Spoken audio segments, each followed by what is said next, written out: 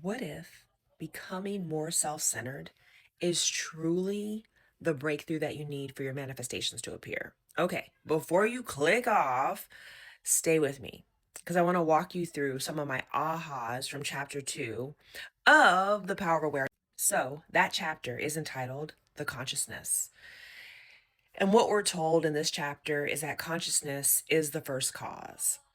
But before I go all woo woo and all down that path, I want to break it down very simply.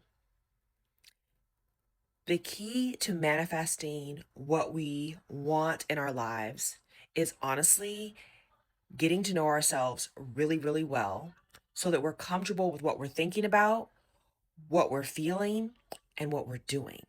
And we're aware of it, right? Hence the book, The Power of Awareness. And the idea is that our consciousness is our first cause. Here's the challenge. Most of us are walking around unconscious. That's challenge number one. So we're not aware of what we're thinking, feeling, being, and doing. And then the second thing is that if consciousness is our first cause, meaning the first way that we're causing effects in our environment and on ourselves, because our environment and us are one, okay, that's a topic for a whole nother day. But just go with me.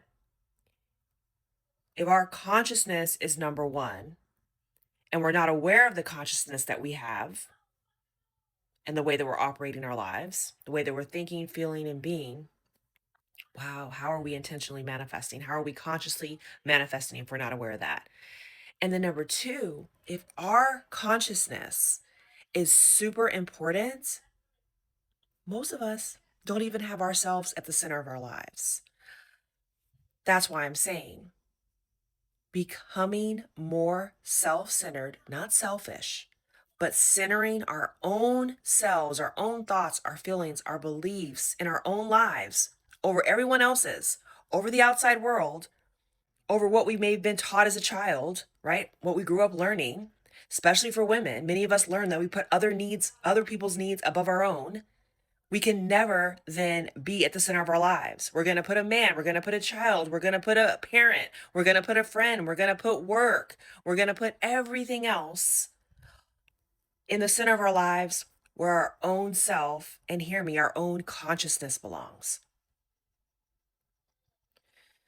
And if you haven't listened to the You Are I Am, go back and listen to that video. It's time, my friends. It's time to get a little more self-centered. It's time to put yourself back in the pedestal of your life, to start driving your own life from your empowered consciousness. From your empowered consciousness. It is from that point, your consciousness, the first cause that you manifest. It's all in here, folks. I'm in chapter 2 of The Power of Awareness. Chapter 2 is consciousness. So you can grab the book, you can read along with me, because I'm going to be sharing out of it.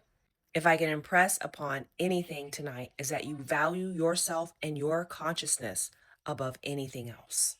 It's not selfish. It's actually the deepest form of self-reverence, self-love, and self-care.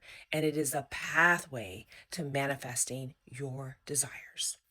And if you need help, book your 101.